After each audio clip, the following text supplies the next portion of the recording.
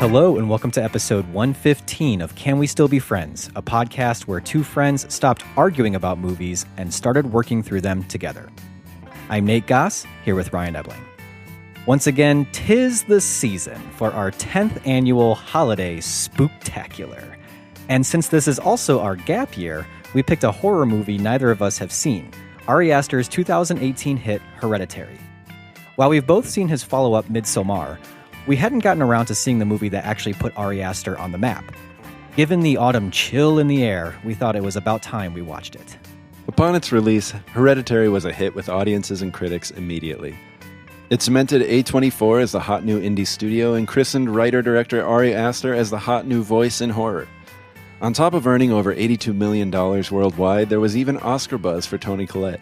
She didn't end up getting the nod, but her performance was nominated for an Independent Spirit Award, along with Ari Aster's nomination for Best First Film. Word of mouth was the film's best publicist, as audiences flocked to see what all the fuss was about.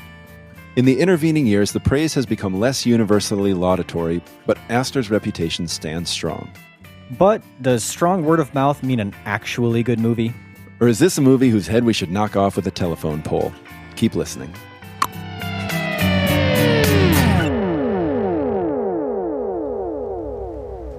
My mother was a very secretive and private woman. She had private rituals, private friends, private anxieties. It honestly feels like a betrayal just to be standing here talking about her.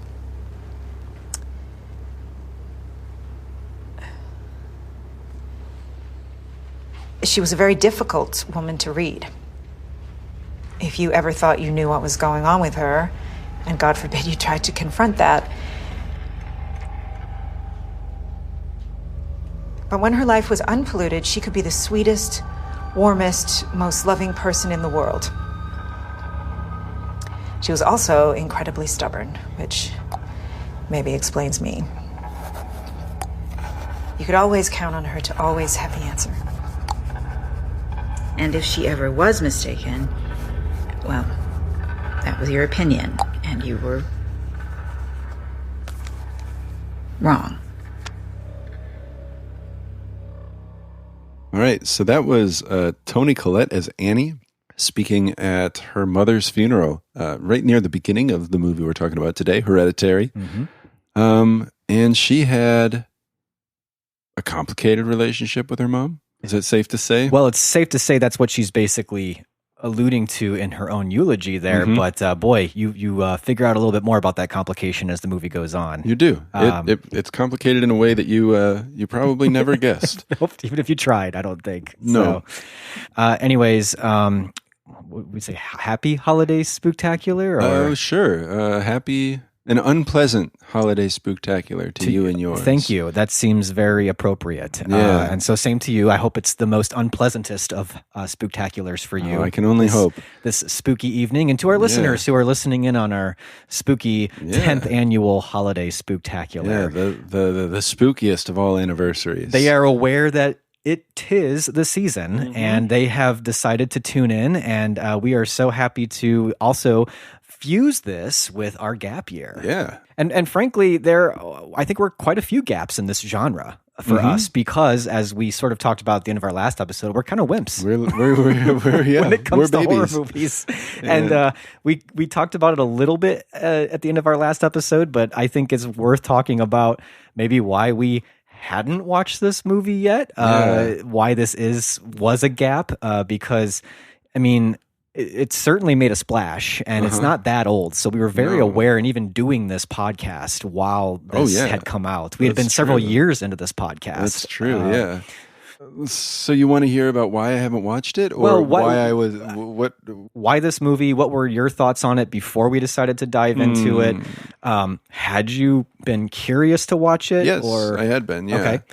Okay. I'm just a big baby, and when people talked about this movie, they talked about it as being like really something. Whether it was twisted or shocking or disturbing is that's different than spooky. Right. You know? It's kind of doing something that you're a little, you don't know what to think of it. Yeah. Which I've watched and enjoyed unsettling movies. I would say The Witch is unsettling. Yeah. I probably won't watch The Witch again. That's a great movie, though. But it is a great movie. And I've seen unsettling movies that are pointless. And I've seen unsettling movies that were works of art, you know? Yeah. I mean, I don't think it would have near the same impact now, but in high school, when I watched The Exorcist, I found that incredibly unsettling, especially being deeply religious at that time. It probably would still unsettle you. Sure. I mean, I it's saw just it so as an effective. adult for the first time, and it was real spooky. And part of it was there was so much hype around The Exorcist. My mom telling me it was the scariest movie she had ever seen, and she will never watch it again. And I was like, ooh, do I want to go down that road? And then like Hereditary, just to me, the buzz around it felt like, boy, this was a really effective and unsettling horror movie. Yeah. And I don't think I've shared this. I did try watching it once. I had actually just seen Midsommar, and I really liked that movie. Yeah. And I was like, I should really watch Hereditary. And I got it. Like I got it on on Blu-ray and popped it in. And I saw like the scenes with the miniatures at the very, very beginning. And then the sound design came in and the pace of it. And I was like, you weren't ready for it? Tonight's not the night. Well, that's interesting you say that, because I didn't tell you this, but I also tried watching this movie. I feel like it was pretty close to when the movie came out. Our daughter had just been born. So I started it, and then I didn't keep watching it. It wasn't because I was too scared. It was just like, I don't know, I was falling asleep or something. And then I just never got back to it. Right. And after Midsommar, I was sort of like, I liked it, but I found that unsettling. Oh, yeah. And I was like, I don't know if I'm ready for another one. And then also, a former student of mine had seen it, and he really hated it. He just thought it was really bad. And so I was like, well, okay, I guess I don't need to hurry. And I don't know the last time. I've seen movies that were really have freaked me out recently. I think the movie Men, actually. Oh, I haven't seen that yet. I really is it worth seeing? It's worth seeing. Yeah, it's disturbing. Okay, like, it's strange, but it's definitely worth seeing. That's the Alex Garland. Yeah, his latest. Yep. So I watch unsettling things. I have seen in the time that Hereditary's been out. I've seen unsettling movies. You know, we've been plenty disturbed by things. I do feel like it feels like A24 has sort of taken the mantle from Blumhouse, even though A24 does a lot of different types of movies.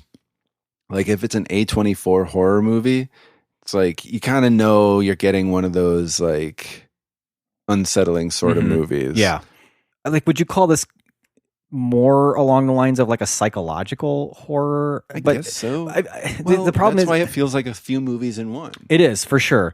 But it was one of those where it was just like, not only were people unable to really say what it was about, but they couldn't even tell you, like, is it a ghost movie? Is it like a possession movie? It was just like, I don't know, maybe. Yeah, you kind of have to just see it. I don't want to tell you. Yeah. What made me want to see it was people saying Toni Collette should get an Oscar for this. Yeah. Which, since it was horror, obviously she didn't. And she really is incredible in it. Well, we should get into it. Really? All right. Because might as well. Because I'd love to talk a little bit more about her performance and all that kind of stuff. So why don't we just, in the spirit of the season, let's do what we always do. And would you like to talk some Letterboxd ratings on this? Yeah. So I rated it as soon as I finished it. So my gut reaction at the time was 3.5. Okay. Maybe the conversation will raise it. Maybe I will concede some things about it. I don't have an axe to grind with it. I thought it was fine. Okay. My gut reaction, I think, I watched this a couple nights ago, and I think I'm going to probably I'll put it at 4. Okay. I could see it maybe going a little higher. I still think I liked Midsommar more going than to 4.5. We'll see. Okay. It depends, because then what happened was this, in the preparation for this podcast, I read a few other things, and specifically read an interview with Ari Aster where he wasn't shy or coy at all about what his like goals were, his intentions, what he was trying to do. And I was like, oh, that's kind of cool. It's like 4 stars for me in the sense of like, was it effective as a horror movie? I mean, I was pretty creeped out while I watched it. And then kind of thinking about, well, what's it doing for the genre? And I think it's trying at least to do some pretty interesting things. Okay. But, we need to get into that, I guess. Yeah, and I didn't get into any of that stuff, so it's entirely possible that I'm just sort of... But, the movie's got to hang on its own. To it. Yeah. Just because you have those goals yeah, of course. doesn't necessarily mean, well, A for effort. It's right. like it's got to actually do it. It's got to pull it off, Yeah. Yeah. Well, all right, let's keep going with Toni Collette then. Is that what we want to talk about first, or do you want to talk about other things and then build up to... Hey, we can talk about Collette's Toni Collette. Because honestly, this movie kind of hinges on that performance. Oh, yeah, absolutely. I mean, I think actually, let's just say, I think the casting of the entire family is really good. Are you not with... Okay. I didn't love Gabriel Byrne. I thought he was... as the father? Yeah. I thought he was... He was there. He was just a little flat. Dry, a little one note. Yeah. I don't know what I would have wanted from a different actor in that performance, but generally speaking, I felt like he certainly didn't hang with Toni Collette. Well, and I also wonder if, out of all the characters, he's kind of the most underwritten. Yeah. There's not a lot there for the father in this. Mm-hmm. And I do think the son, Peter, played by Alex Wolff, does a great job. Yes. And of course, Millie Shapiro as Charlie is fantastic. But but Toni Collette is... Yeah. She has to do... This is her movie.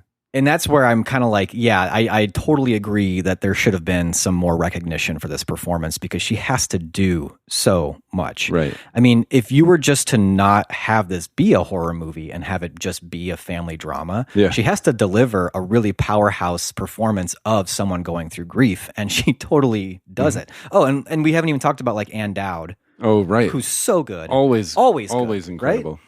Although if she shows up, you got to know, like, is she ever going to play just a straight, sweet character? Like, there's always something else going on there underneath. Yeah. I saw it. If I saw her in real life and she ended up just being a really nice person, I'd be like, but what's going on? Really? Why'd you stab Ann Dowd? She was too nice. She was going to do something. And we know when Ann Dowd's being nice, there's something going on. I saw, I didn't know there was a new Exorcist movie coming out, but she's in that. She's in that. I saw a trailer for it yesterday. She's probably bad.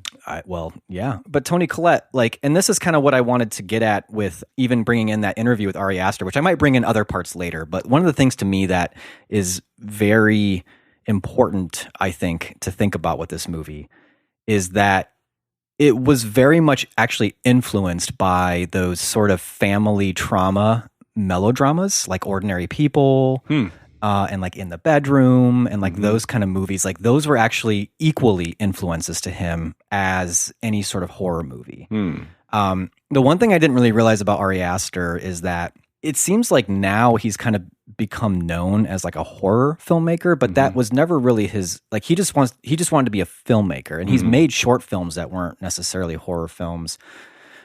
And at the time he was just trying to get his first feature made. What he wanted to do was take the family melodrama, and he felt like it had a certain formula to it where a really bad tragedy happens and you watch the family deal with it, and it's hard and it's moving, but there is always sort of a formula near the end that's like, but they're going to be okay. Yeah, unrealistically linear. Yes. And he really just wanted to make a movie that just showed that life doesn't always work like that. Like sometimes you have a really bad tragedy happens, and then you haven't even gotten through that, and another one happens, and another one happens, and life just kind of piles on. But to make a movie like that would ostracize everybody. It'd be like a movie for like 3 people. Like nobody's going to want to sit through that. That's like Manchester by the Sea. Exactly. Perfect. It's a perfect example. Like very few people want to sit through a movie like that. What a movie. Freaking awesome movie. But I think Manchester by the Sea was only able to get made because Kenneth Lonergan had a reputation that preceded him. Yeah. This is a guy trying to make his first film, and he wants to make a family melodrama tragedy that doesn't give you an easy answer at the end. And he realized that if he just channeled it through horror, that was a way to actually do it, but in a way that an audience would actually want to watch. If you sort of take that into account, you don't need to know that going into the movie, but knowing that for me, I mean, he said that original cut of this movie was 3 hours long. Wow. And all the other stuff was just family drama, not a lot of horror. And there was a lot of just like building the family dynamic and a lot of just straight drama scenes from this. But that's all circling back to me saying that as far as I'm concerned, Toni Collette did a fantastic family melodrama performance. Like everything you would want from that kind of movie. Like the scenes where she's at like the grief counseling and she's just, the levels of performance in there with her body even the hesitation she has and just the pauses that she gives, and it's just like just such a flawless performance. I feel like it's so multidimensional. Yeah. And then she lived in our house at the end before hospice. We weren't even talking before that. I mean, we were, and then we weren't, and then we were. She's completely manipulative until my husband finally enforced a no-contact rule, which lasted until I got pregnant with my daughter. I didn't let her anywhere near me when I had my son, which is why I gave her my daughter, who she immediately stabbed her hooks into. And I felt guilty again. When she got sick, not that she was really even my mom at the end, and not that she would ever feel guilty about anything.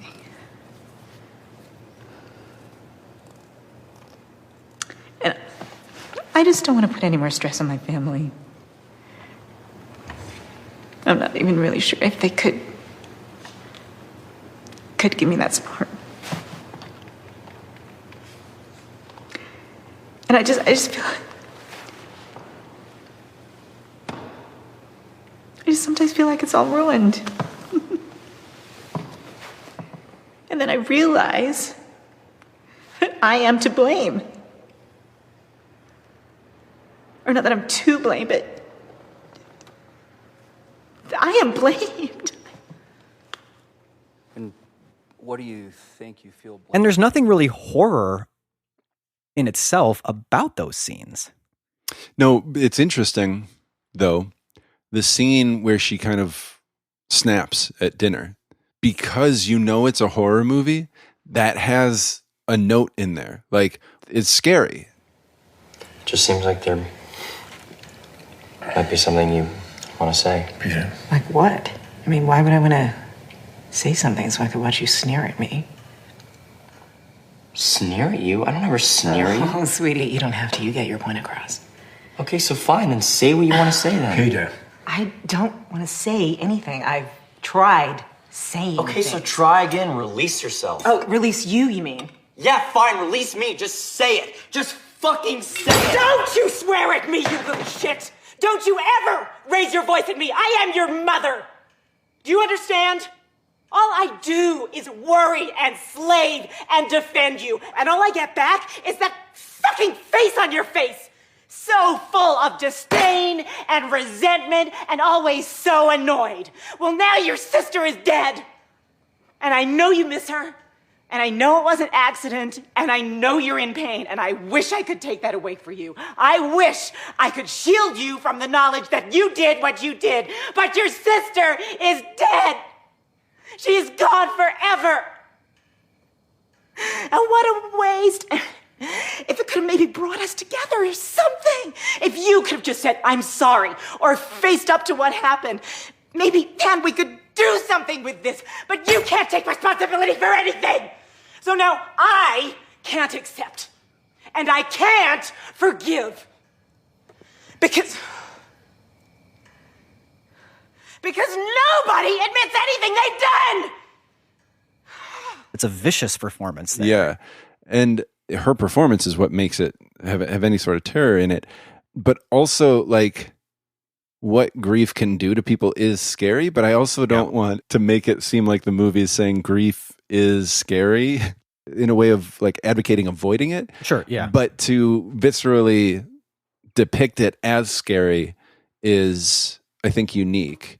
Certainly seeing it as sad, but seeing it as as scary and a threat to a family is a different sort of side of it. That's almost a horror that we don't even want to go down. Like, do we even really want to go down that road? Like, the way she reacts in the bedroom to the death of Charlie is just horrific. And I think that's a similar thing that you kind of saw with Midsommar, where we think of grief as depression, sadness. The initial horror was losing her sister, and then from there, more horror played out. Right.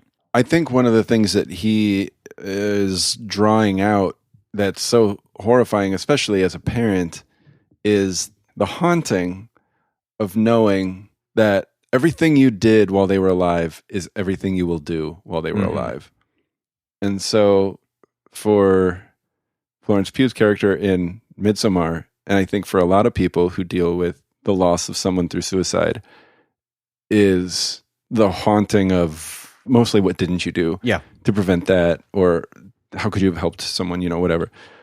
It seems like for Toni Collette, the haunting is the type of mother she was to her. And that is a super existentially scary thought, to think if your child's life ended today, all you have is what you already did. Yeah. Now, did you see what happened to Charlie coming at all? Her head getting knocked off? Just dying, period. I didn't. I felt like something was going to happen to her, just because what a stupid idea to send her to that party. Right.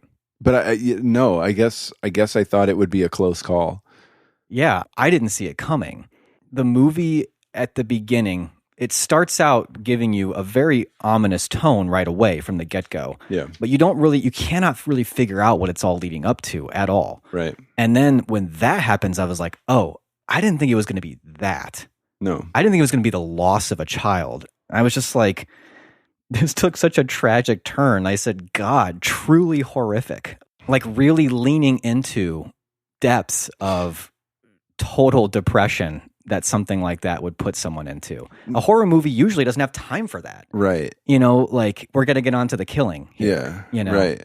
I guess the thing about Charlie's death is it feels contrived. Well, and I think it does. Like, did she have to have her head knocked off? You know? Like, couldn't she have died from anaphylactic shock?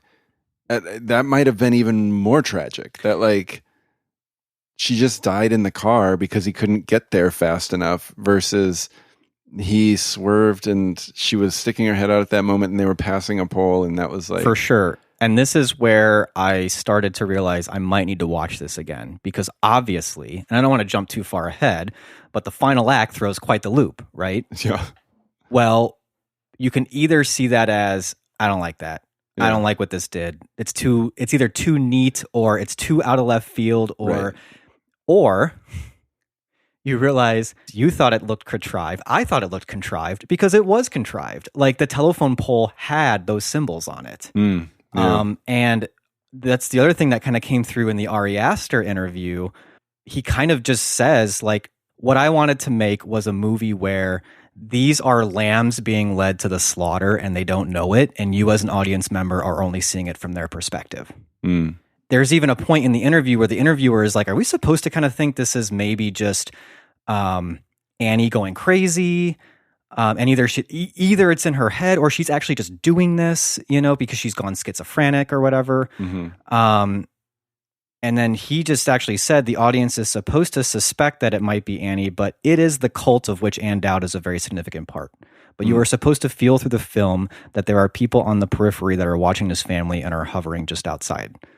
And decapitation actually becomes like a very important part of it. Like, you actually have to be decapitated, and that's why Annie is like using is it a piano string that she's cutting her own head off? It's all part of this sort of Payman cult type thing going on. Yeah. And there are clues all throughout. I mean, even at the funeral, there's that weird guy looking at them. Right. So it's all there, but as I was watching it, I was like, that doesn't make a lot of sense, but I'm just going to go with it. And then it's kind of like the ending came and I was like, that really doesn't make a lot of sense. Yeah, right. And then I'm like, unless the ending is actually kind of the starting point and you kind of work your way back and think through all of it as if it were a cult. Almost like one of the ways I put it is this movie sort of like The Shining becomes The Wicker Man. Like it's a family in this house and things are happening and it's shot in a more Kubrick kind of way. And then you don't find out to the very end that it was actually sort of a cult happening around them the whole time that was really just trying to use them as sacrificial lambs or like trying to get payment into the body of a man, you know, which ends up being Peter in the end. So like her finding that photo album isn't just like a convenient plot device. It's the cult kind of designed for her to find what she needed to find sort at any of given moment. That's sort of where I'm, and the Ann Dowd is a much more sort of like integral part of this. Obviously, she sort of inserts herself into Annie's life, but then of course Annie does find out that Ann Dowd's character Joan, you know, did have a relationship with her mother, and is in the book, like you said. Who the fuck is that? Do you remember Joan? My friend, her grandson died. She took me in her apartment. Good luck, like your mother. Well, listen, she taught me how to do the seance. I didn't even want to, but she brought her grandson back, and I saw it and felt it just like you did with Charlie. Now look, this is my mother's album. Now look here. See this? See her? That's her. That's Joan. She didn't even mention knowing my mom, and I've never met her before, but she approached me. She consoled me. She told me about the seance, and she showed me how. Now look at this. See the symbol on the necklace my mom gave me? It's her necklace, right? They're both wearing it, and they're wearing it in every photo. And look at that pattern. Did you see up there? This was painted above the body, right? In blood. You dug up the grave. It was you, wasn't it? What? All those nights you were pretending to go to the movies. Not even listening. And then the day the cemetery called, I said, oh, I won't tell her because she'd be worried. Oh, God damn it. Listen to me, Steve. I know you don't trust me, and there's nothing I can do about that. But they put a curse on us when we brought Charlie back. We made a pact with something. Something that is in this house. I don't know what it is, but it is after Peter. I watched these pages fill. All of them are Peter. I'm sorry, Steve. I don't know what I did. I don't know what I did. Peter is in danger. And I started it. If we destroy this book, or it will take... is that sort of where the movie does fall short, that it doesn't connect those dots good enough for people to kind of like put that together? That's tough. You like a movie to respect the intelligence of the audience, but you also don't want a movie that just reveals it's been holding completely different cards the whole time. Right. Then there's kind of some red herrings a little bit, like the sort of like, you know, Ring of Light thing. Yeah. That would be Payman the whole time, right? And we're kind of led to believe it's Charlie. And wouldn't that then mean that Payman was the one who was like moving the glasses? Like they weren't actually having a seance in communication with Charlie, right? That would have been Payman, but Joan had set up the idea that it was possible to contact a dead person. Is that what you're seeing?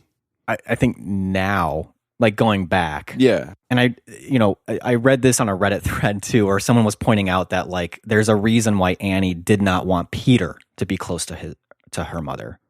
But she was okay with Charlie being close to her mother because her mother was being very weird with Peter because he was a man. But that is true in the movie. Like, I don't think it's very clear, like, why, but it is true in the movie that, like, Peter was not supposed to spend a lot of time with her or was sort of, like, estranged from the grandmother, but Charlie got close to her. Yeah. And the idea, I think, was that at some point, Charlie had Payman inside of her. And Payman, though, needed a male body. And so the whole point of the occult sort of like their goal is to get Payman into a man in this family. Why did it have to be in that family? That I don't really know. Because of the title? I mean, there's something about the grandmother character. Maybe she felt she has some special lineage or something like that. Could be. I mean, that's the other thing that's a little frustrating about this movie is if you take it with the idea that like you're kind of just in their viewpoint.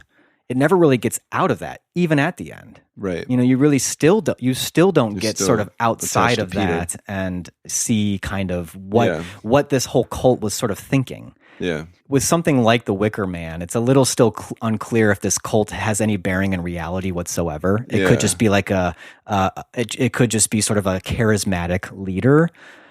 But in this movie, there is reality to it because you see the light. Yeah. And you see like what it's doing to these people. You see Peter at school. Yeah. You know. But there is a scene, and there was a still on this Reddit thread that I was on. Maybe I'll link to it in there, where they actually showed a scene where Charlie does, in a scene where you wouldn't notice it's early on in the movie, she has that bent wrist. Like how Peter has in the classroom, but she's sitting and it's kind of bent down, but it's in a very sort of weird angle to kind of say, like, if you're watching closely, she is possessed by something, you know, and that's why she's got like the birds' heads and stuff like that, you know, and she's doing weird things at that time. And she's making those little figures and she's drawing Peter and saying something, you know, all those drawings are of something bad happening to him, you know?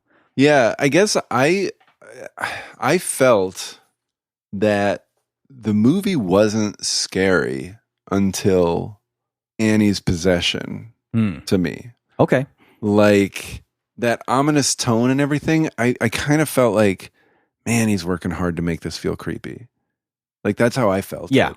More than, whoa, this is creepy. It was like, he's really working hard to make this feel creepy. Right. And it wasn't adding up. Now, as we talk about it, I see the horror of grief, the horror side of it, working well in those early scenes. But then, like, the first time I feel like I actually got scared is when Annie sort of like swims through the air behind Peter in his room. Yeah.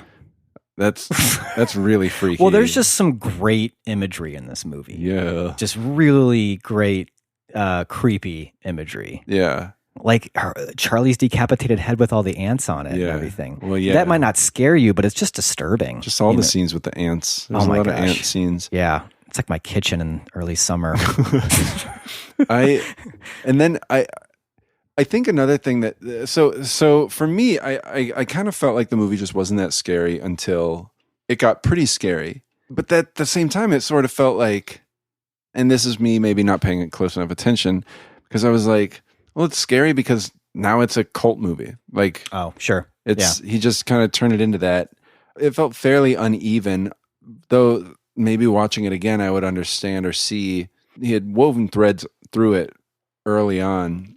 And so I think the movie is too well crafted to call it cheap in any way. But I can see how it would feel cheap to some people to just sort of be like, this is a family drama. Now it's scary. Now it's incomprehensible. And we'll call that scary. But I do think that there are things that I think that's an ungenerous way of looking at it. But because I do think that some of the things that are unique to this that make it really scary is there's no saving Annie. There's no saving her husband, Steve. There's no saving anybody. Like, Steve burns up. That's it. Steve's dead. You lost your father. Annie's possessed, and you're kind of, I was like wondering, okay, how are they going to exorcise this demon? And then she cuts her head off. Yeah, it's just not going to happen. Oh, Annie's gone. Yeah.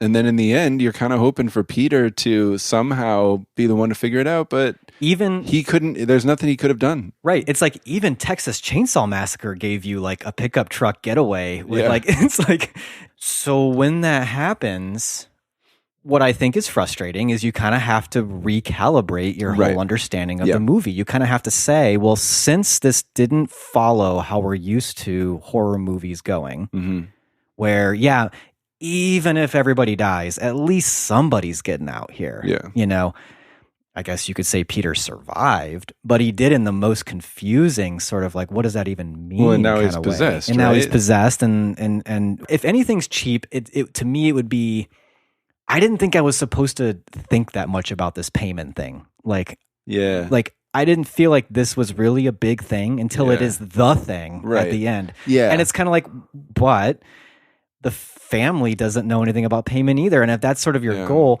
so I can agree with everything you're saying, but if you look at it more generously, it's kind of like, at the beginning, he does have to work hard to just get you to feel like this is even a horror movie. And he does it almost completely at the beginning with sound design. Yeah. Which I watched this because I had to watch it in my bedroom and I couldn't make a lot of noise. So I put AirPods on with the Roku. So it was right in my ear. And I would suggest anyone who hasn't to, if you feel like rewatching it, to do it with headphones because it is insane sound design. Like the clucking sound in that eulogy scene starts in the left ear, moves to the middle, goes to the right. And then like they call it, I think in the interview he called it the contra beat, but it's that little pulsing thing that just kind of happens. Are you done? Almost. So maybe we finish the toy after the quiz. What do you think? Okay. Okay. And the way to read that, if you don't like the movie, is he's just having the score do all the work. Like, this isn't actually scary, and that's just cheap. That's usually what they do in post when a scene's not working. Right. They say, can you punch this up with the score? Yeah. But knowing that in this movie, that score was meant to do that lifting from the beginning, from the very incarnation of this whole script. Those scenes aren't actually going to be very scary, but we need to make people realize that there's something sinister going on here.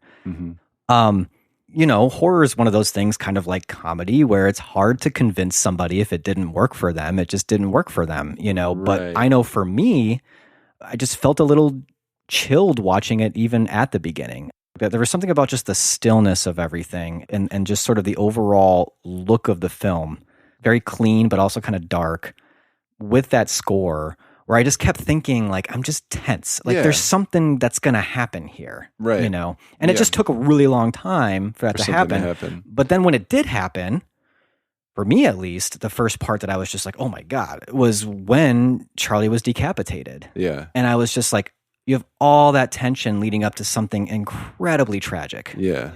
Part of the shock of Charlie's death is it felt like Charlie was the point. Yeah. And then she's gone. A little like Psycho in that way, where the person that you think you're following is now just gone. And right. Now what? That's true. Yeah, that does have kind of a Psycho feel to it. Well, and also the way she died, where it's like, you think you're like, okay, so if she dies, it's going to be through the nut allergy. Shock, yeah. And then it's just like, oh no, that's just way more horrific. Yeah. You think you've got a handle on what makes this scene hard to watch, and then he takes it to this other level. Yeah. What is up with the tiny rooms? Do you have a thought on that? That's a good question. Because she's making specific scenes of her own life. Right.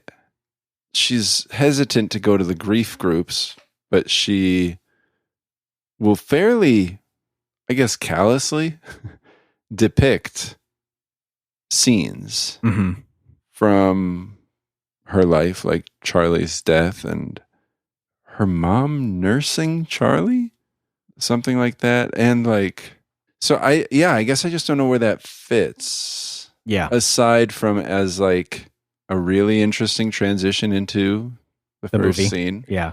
Well, I think that if you kind of take the line of how is this movie portraying and talking about things like grief and tragedy, miniatures to me are like a way of creating a type of control. Right.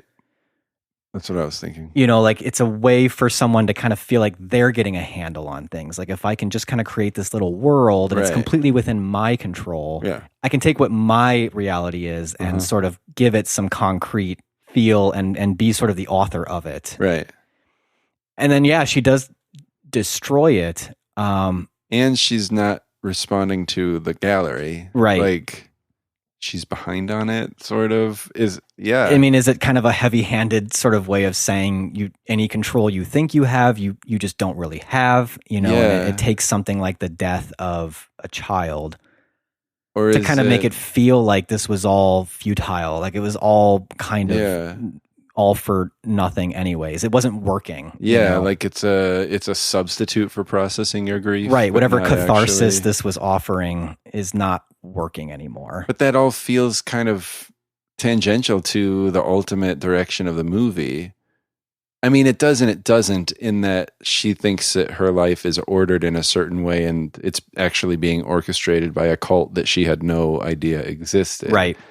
But if it's like that family drama sort of thing about unprocessed grief, it sort of feels like it just goes nowhere, and destroying the rooms is a way to show that, all right, we're off the room thing. Well, unless you were, because the camera starts where you're sort of in the miniature, right? Right.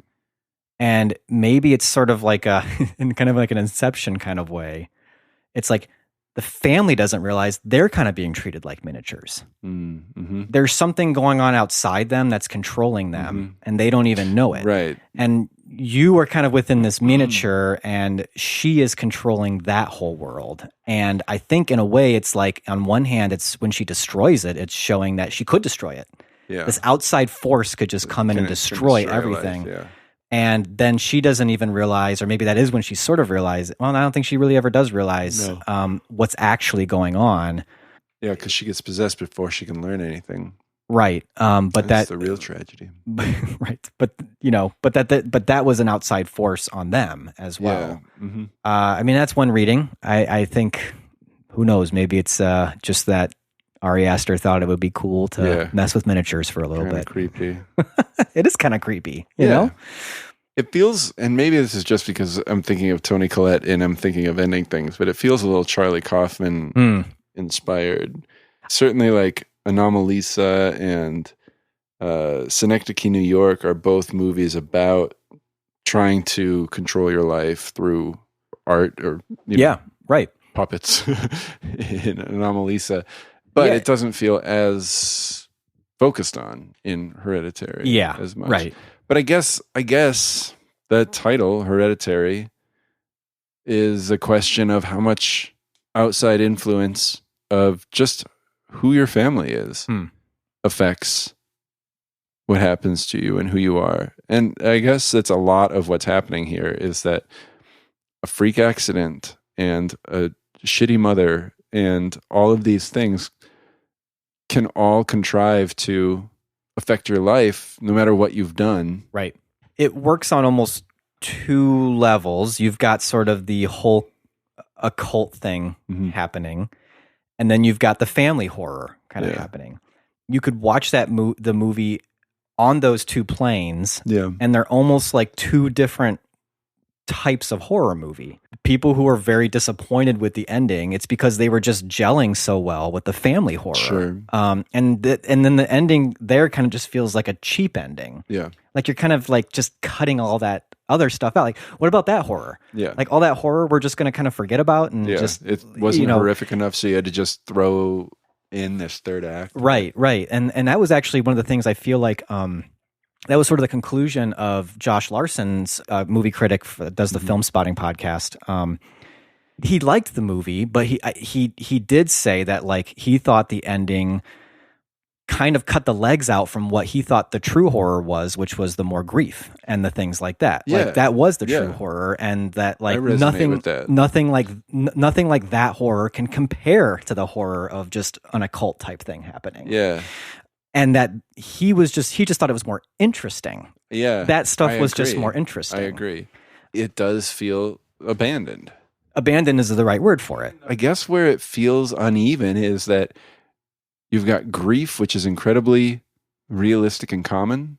So like you're not as in control of your life as you think, because tragedy can strike at any moment, and that's horrifying. And the grief surrounding that is potentially more horrifying. And also when you kind of get the sense that Toni Collette's got some mental health issues, like when she snaps, it was sort of like, oh, maybe that's the heredity we're talking about. Like she inherited like maybe something that's from where the her movie's mom. going to go. Yeah. And it's like, okay, we've got these realistic sorts of things. And then the movie was like, no, actually, her mom was in a cult, and that cult has been orchestrating all this stuff. So you want to talk about stuff outside your control. And then it's like, yeah, that's scary.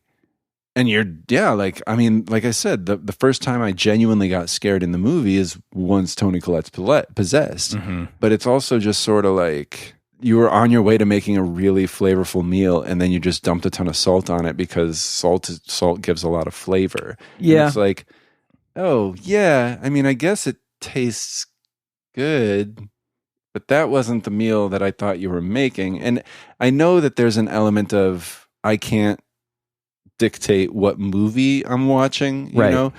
Like, I think when we talked about No Country for Old Men, that's an incredible example of that they were like, hey, you know that story, like the classic sort of getaway Western, like we're mashing stuff up. And then it's like, no, actually, we're talking about the meaninglessness of all of that stuff. This doesn't feel like it does it in a way where I feel like I was wrong for wishing for a different movie. I feel like for the most part, aside from those Easter eggy sort of things that you catch the second time you watch it, this was sort of a bait and switch. Well, yeah. I mean, I think people, especially if you don't like the ending, that's what you're going to think. And it's not even that I don't like the ending. It's just sort of like that wasn't the movie you were showing us. And I don't know what that means. Like if that's my problem or if it's his. Well, I think that, and No Country, I think a lot of people feel that way too, where you get to the ending. Yeah, definitely. And in a way, it's like, this movie's not going to be easy to figure out. And it's almost like when the ending comes, it feels like they're almost doing it with a snicker. And I think people who don't like No Country for Old Men think that's what's going on. Yeah. And I think that there's a way you could think this is what's going on with this. Well, and it might be, but the snicker's a part of it. Right. That's what I mean. And that's what I'm trying to say about this too. And I can see where, because the topics you're dealing with are so heavy, sure, that it can feel like you're almost making light of it in a way that could feel offensive to some even. So I guess that's my question is, how does the ending fit with the idea of grief and everything? Or is it not grief and it is about that like outside control thing, and he just cranked the idea of you don't have total control up to 11? Yeah. Up to 11. I mean, you want the grief to feel real and horrific, obviously. And I think if you go back to the idea of these are people who they're sacrificial. I mean, basically, they know, like, if you go with the idea of this cult, it's like they know they're going to basically kill all this family until it gets into Peter. But if you go with the initial idea of like, but the family doesn't know that that's what's going on, and you're only within the perspective of the family. So if you're the family going through this, that is going to be the horror for you until the end when it's not. Yeah. Like for Peter, the horror is partly, I mean, we didn't even get into like the guilt that he feels, right? And that whole level of horror that's on top of what Toni Collette's horror is. Like everyone has their sort of own horror that they're dealing with, and then it's kind of like until it becomes, oh my God, it's almost like Maslow's hierarchy of needs. Like it's like now I just need to survive because now I've figured out what's going on, and that's when Peter's like, I don't even have time to grieve my father who just burned alive because my mother is coming out, and it just kind of goes a little apeshit at that point, you know. And then the movie reveals what had been going on sort of all along at the very end, and that's where it ends. Now, could there be a version of this movie that continued a little bit longer and kind of saw where Peter went with that idea of grief and guilt and resolved some of that through maybe something like that? But he's not Peter anymore. He's Payman now. Right. So it's one of those things where I can agree with everything you're saying, and I can understand why any audience member would rightfully feel that way. Yeah. But, you know, it's this is what the movie is. And I think it's totally fine to think that those themes were maybe cut short or cheapened or abandoned, as you said. But then I think that might be where going back and rewatching it within the framework that you know it has. I honestly don't know, and we would have to almost record a new podcast where we could rewatch it and kind of be like, well, how does now, knowing where this goes, where does the sort of grief and the guilt and all of those themes that felt abandoned, are they, or are they just sort of like, that's that act of the movie? The lens changes later. Like the horror in this time of the movie is this. Yeah. And then it sort of shifts into this. Yeah. You know. And maybe it's just really ambitious and it wasn't executed perfectly. Yeah. You know, that could be too. Yeah. And in the hands of someone else, could it have sort of given equal levity to all of those ideas? Well, I guess what I'm kind of wondering, or what I'm thinking of, is as you were talking about Ari Aster not wanting to be a horror movie guy, but kind of becoming one. I'm thinking of Todd Phillips, who directed Joker, right? Yeah. He really wanted to make a movie about mental health, mental illness, but knew the way to get that to be the most audience was by making Joker, making it part of like a superhero complex. Two mixed results, right? Like, did you just downplay mental illness by making it in the Joker? Yeah. Did you just glorify mental illness and the violence that can accompany it, or by making the Joker kind of the hero, even though ostensibly we know he's a villain?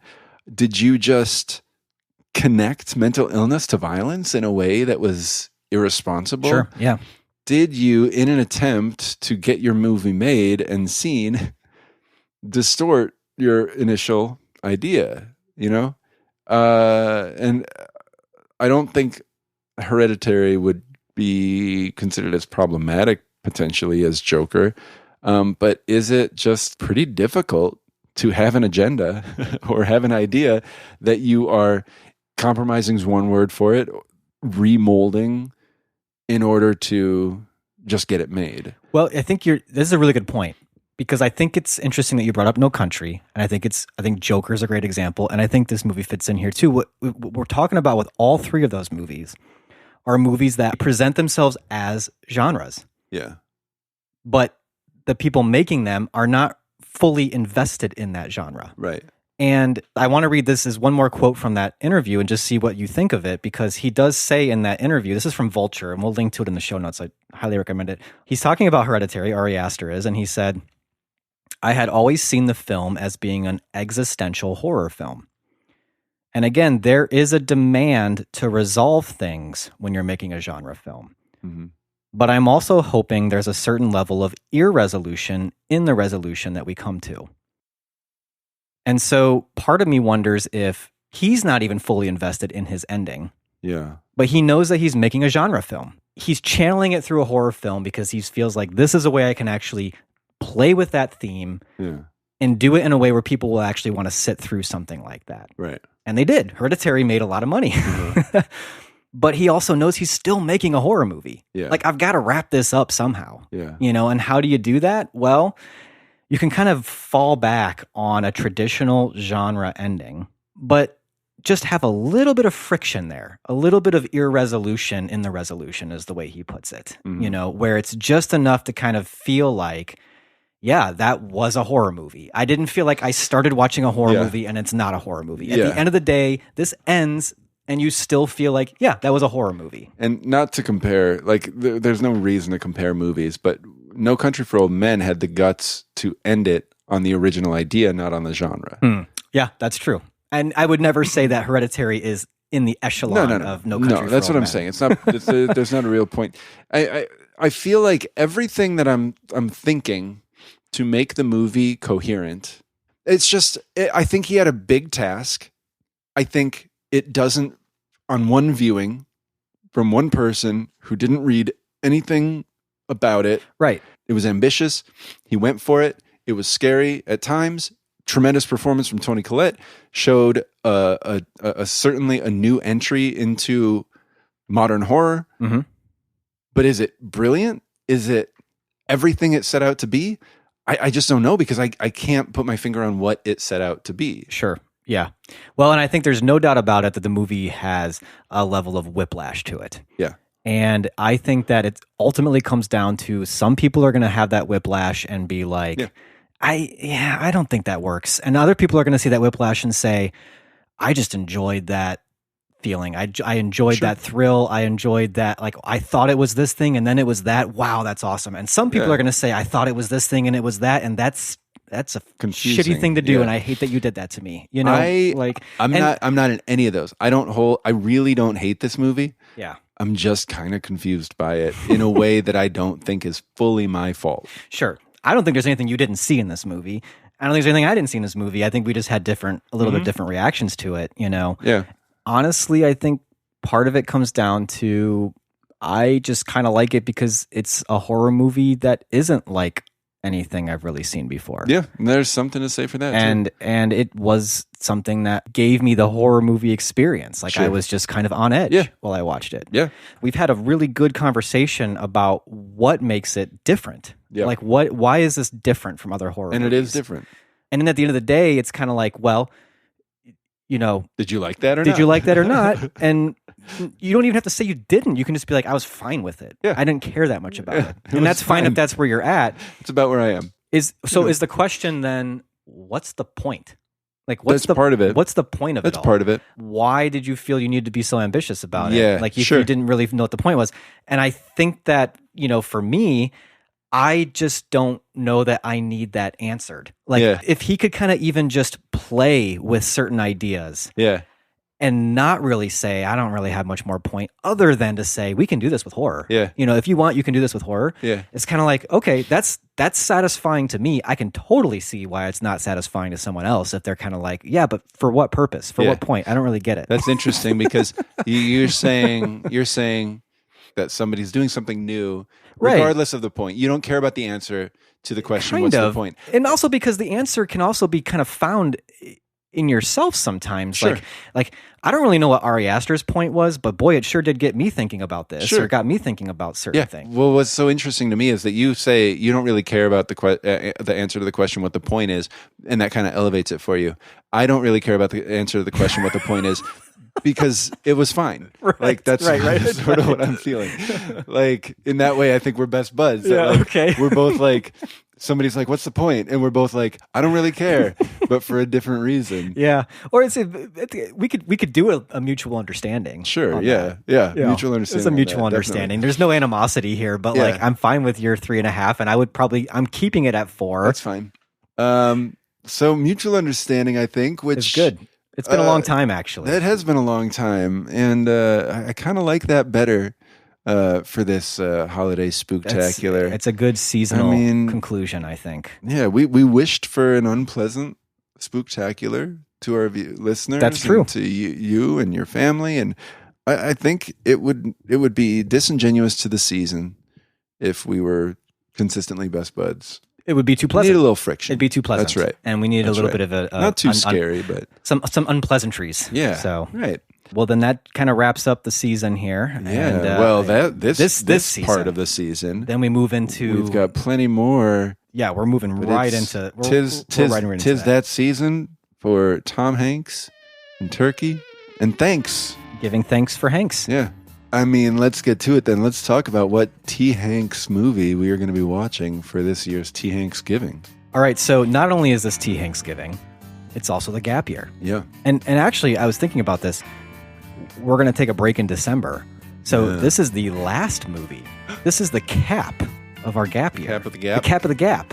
Wow. So I can't really think of a better way than with a T. Hanks Giving celebration at the same time. I know. The Tom Hanks movie to conclude our wonderful gap year, which has been great, by the way. But for this T. Hanks Giving, we're going to go way back.